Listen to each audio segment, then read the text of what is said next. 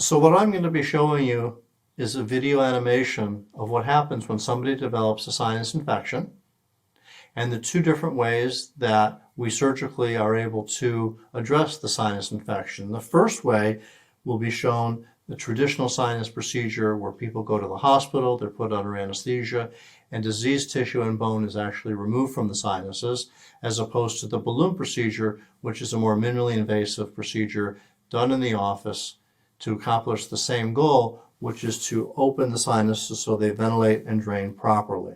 This is what things look like when they're normal. But when we see inflammation that can occur from allergy or infection, all the redness that you see is inflammation of the mucous membrane linings, and fluid can form inside the sinuses.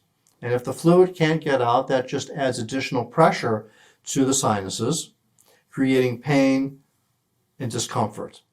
When the sinus infection clears, everything goes back to normal. But in a situation where it doesn't, as I mentioned earlier, the traditional sinus procedure under anesthesia involves removing bone, removing soft tissue to create the wider openings.